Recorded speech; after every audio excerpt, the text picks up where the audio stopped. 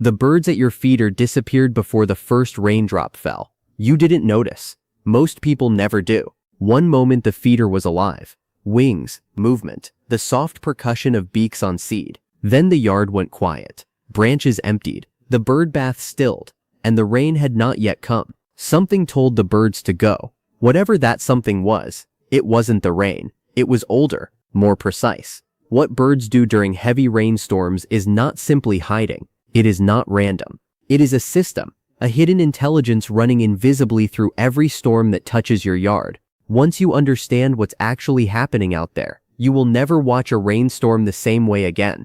It begins with silence, not the comfortable silence of a warm afternoon. A held breath quiet that settles over the yard like something is being decided. The feeder sits untouched.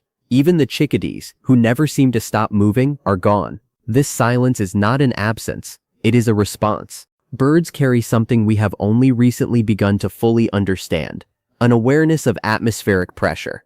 Deep within a bird's inner ear lies the vitale organ, a cluster of pressure-sensitive cells, so finely tuned they detect changes in barometric pressure, hours before any storm becomes visible to human eyes. While you were checking your phone, the chickadee on the highest branch had already registered the drop. The sparrow doesn't look up at gathering clouds. It feels the pressure shift in its hollow bones, in the air sacs threaded through its chest. The storm announces itself to a bird the way a change in water temperature announces itself to a swimmer. Immediate, already inside the body before the mind processes it.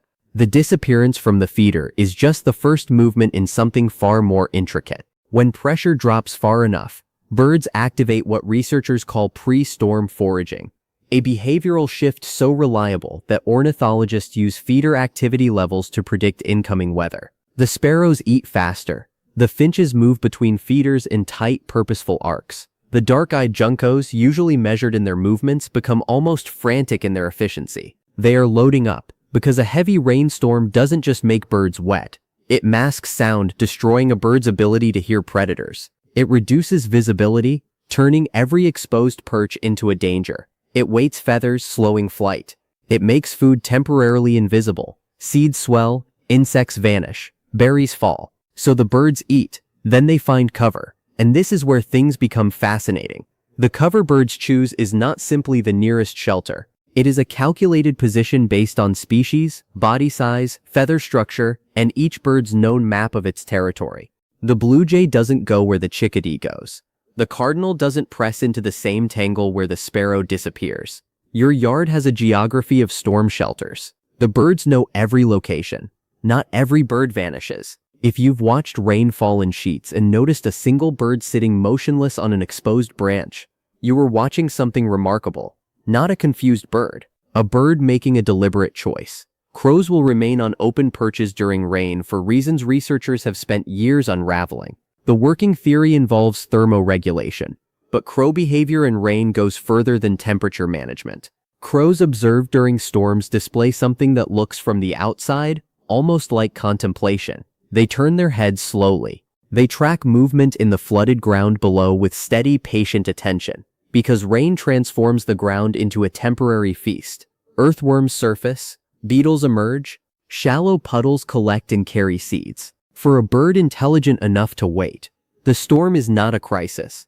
It is an opportunity. The crow, perched alone on the fence post as the downpour thickens, knew this before the rain arrived. But what the birds do inside deep cover, pressed against bark and tucked into hollows, is even stranger. Inside a dense cedar hedge, a chickadee does something extraordinary with its feathers. It fluffs them, but not simply to stay warm. What happens during heavy rain is a specific configuration that transforms the bird's body into a self-contained weather system. Outer contour feathers angle downward, creating overlapping shingles that channel water away from the skin. Down feathers beneath trap pockets of warm air against the body. The bird's skin, remarkably, never gets wet if the feather system functions correctly. Underneath those rain-shedding feathers, a cardinal pressed into a yew hedge is sitting in a pocket of warm, dry air that it is generating from its own body. That is not simply survival. That is engineering. Each feather group has its own small muscle at the base. A chickadee managing a cold rainstorm is not passively enduring the weather. It is actively adjusting its own insulation in real time. The way a person might add or remove layers throughout a shifting day. The bird tucked into the hedge behind your house right now is not miserable. It is working. Something almost impossible is happening inside the storm. Rain strikes leaves, pavement, and bark in a roar of white noise that would seem to swallow every other sound.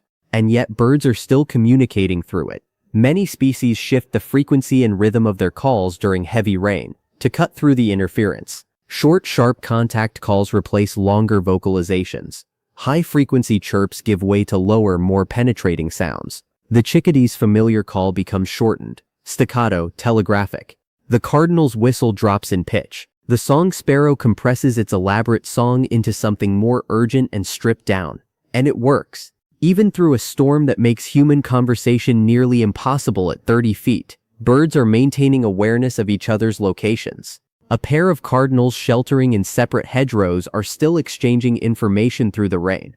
The male knows the female is there. She knows he is close. This is happening in backyards everywhere. Every time the sky opens up, a hidden conversation running parallel to the storm. A network of voices the rain cannot drown out. But the part that changes everything is still coming. Crows remember individuals. They remember faces. They remember what those individuals did and whether they can be trusted. During rainstorms, this memory becomes survival infrastructure. American crows gather in loose communal shelters during heavy rain. Dense tree stands, large evergreens, the understructure of bridges, in groups that cross normal territorial boundaries. Crows that compete for food on a dry morning tolerate proximity during a storm. They would never accept otherwise. The storm creates a temporary truce, a suspension of the usual rules of territory, driven by shared need. Stranger still, during quieter intervals within a storm, crows vocalize in ways that fit neither their alarm calls nor their territorial calls. Longer, lower, conversational sounds that serve no clearly obvious function. Some researchers call these storm vocalizations. Others note only that crows appear to communicate more during sheltering than during normal foraging. What they are communicating remains an open question. But if you've ever heard crows calling in the rain and felt for a strange moment that something was being said, you were not imagining that. You were simply missing the translation. The moment a storm begins to ease, not when it ends, but when it begins to ease, robins appear. They emerge onto lawns while water still sheets across the grass. They tilt their heads at saturated earth with a focus that looks almost like listening. They are listening. Robins locate earthworms partly by sight, but also by detecting movement vibrations through the ground. Rain saturating the soil changes the Earth's acoustic properties. And as storm intensity drops, robins detect worms rising toward the surface before those worms are anywhere near visible. The robin on your lawn in the gray aftermath of a storm is not appearing because the rain ended.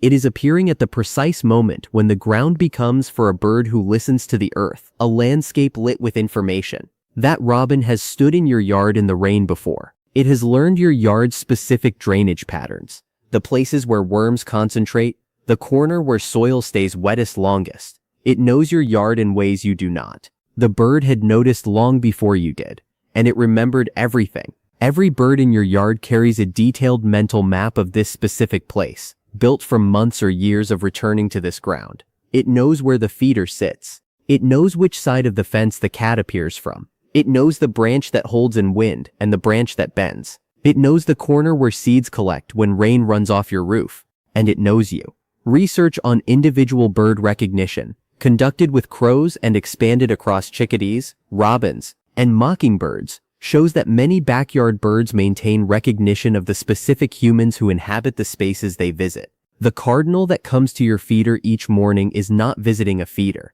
It is visiting a place associated with a specific human. A specific presence, a specific reliability. When that cardinal pressed itself into the cedar hedge as the storm rolled in, while you stood at the window watching the rain, it was not simply seeking shelter. It was a bird who knew this yard was safe, that the feeder would still be there when the storm passed. For a creature whose survival depends on knowing exactly which corners of the world can be counted on, that reliability is something close to faith. That is not coincidence. That is recognition. The birds were never just visiting. They were choosing you. Welcome back to the channel. If you're new here, subscribe before you leave. What you carry from this video will change how you watch every rainstorm that touches your yard. The storm will come again. The feeder will empty without explanation. The branches will go still before the first drop falls. And now you will know. Somewhere in the cedar hedge, a chickadee is managing its own warmth with thousands of individually controlled feathers. A crow on the fence is watching the flooded ground with patient, intelligent attention.